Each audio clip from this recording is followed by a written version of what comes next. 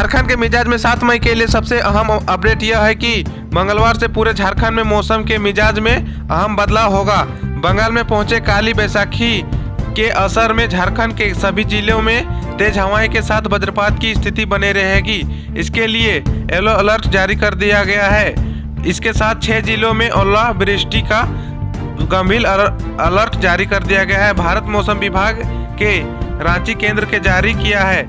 इस अलर्ट संदेश के मुताबिक रामगढ़, बोकारो, धनबाद, जामताड़ा, दुमका और देवघर जिले में ओलावृष्टि की प्रबल संभावना है। इसके चलते पूरे राज्य में 2 से 6 डिग्री तक तापमान में गिरावट के असर सामने आएंगे।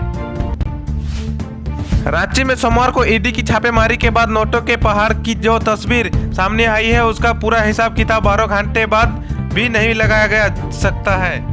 सुबह से शाम तक 6 मशीनें से लगातार कैश काउंटिंग का काम चल रहा है। शाम करीब 5 बजे तक 30 करोड़ की गिनती हो चुकी थी, लेकिन अभी भी बड़ी मात्रा में नोटों की ऐसी गड्डियां बाकी हैं जिनको नहीं गिना गया है। फाइनल अकाउंट 40 से 50 करोड़ तक जाने की उम्मीद है। कथित जमीन घोटाले में जेल में बंद झारखंड के पूर्व सीएम हेमंत सोरेन ने एक बार फिर सुप्रीम कोर्ट का दरवाजा खटखटाया। उन्होंने झारखंड हाईकोर्ट के आदेश के खिलाफ देश की सबसे बड़ी अदालत में एक अपील दायर की है। दरअसल हाई कोर्ट में सोरेन की यह याचिका खारिज कर दी गई थी, जिसमें उन्होंने ईडी की गिरफ्तारी को चुनौती दी थी। सोरेन ने ईडी की गिरफ्तारी को अवैध बताया है, जिसमें अब वो हाई कोर्ट में फैसले के खिलाफ सुप्रीम कोर्ट पहुंचे हैं।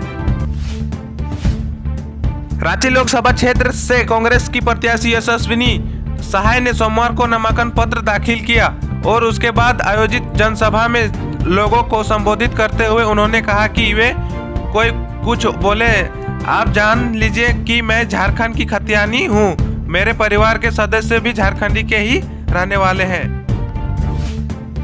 गिरिडीह लोकसभा संसदीय क्षेत्र से इंडिया गठबंधन प्रत्याशी मथुरा प्रसाद महतो ने सोमवार को अपना नामांकन दाखिल किया। नामांकन के बाद मुख्यमंत्री चंपई सोरेन ने चुनावी सभा को संबोधित करते हुए केंद्र की मोदी सरकार पर जमकर हमला बोला। सीएम चंपई सोरेन ने कहा कि राज्य के साथ हमेशा से सौतेला व्यवहार किया जाता है। आदिवासी व मूलवासी के हित का उन्होंने कभी कार्य नहीं किया। राज्य सरकार बेहतर कार्य करनी रहती है, लेकिन उसके भी परेशान करने का कार्य किया जाता है। गिरिडीह लोकसभा क्षेत्र के प्रत्याशी जयराम महतो के समर्थन रिजवान फरजान व संजय कुमार के बेल मामले में न्यायालयिक दंडाधिकारी प्रथम श्रेणी बोकारो वीसी समद के न्यायालय में सोमवार को सुनवाई हुई। दोनों तरफ से दी दलील सुनाने के बाद श्री समद ने बेल मंजूरी कर दी है। जमशेदपुर की बागबेड़ा पुलिस ने केंद्रीय विद्यालय के पास छापेमारी कर 3 आरोपियों को हथियार के साथ गिरफ्तार किया। गिरफ्तार आरोपी में हरिजन बस्ती निवासी अजय बल्मीकि, रेलवे कॉलोनी निवासी विजय मुखी और गांधीनगर निवासी बजरंगी झा को गिरफ्तार किया। देश भर के मेडिकल कॉलेजों के दाखिले के लिए रविवार को आयोजित नीट यूजी की परीक्षा के दौरान रांची में फर्जी विद्यार्थी पकड़े जाने की मामला सामने आई है।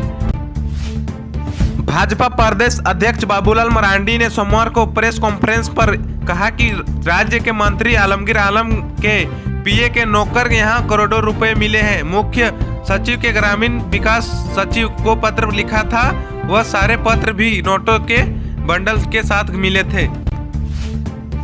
इस साल अप्रैल 2024 में भारत का कोयला उत्पादन 78.69 मीट्रिक टन तक पहुंच गया है, जो पिछले वर्ष की इस अवधि की तुलना में 7.41% की वृद्धि दर के साथ 73.29 मीट्रिक टन रहा था। जो झारखंड की खनिज खदान व कांग्रेस के लिए लूट की दुकान जब सत्ता में सटी तब पैदा हुए हेमंत धीरज आलमगीर आलम। मधु कोड़ा का नाम 4000 करोड़ के घोटाले में आया। हेमंत सोरेन 8.5 एकड़ जमीन अवैध रूप से खरीद के मामले में जेल में है।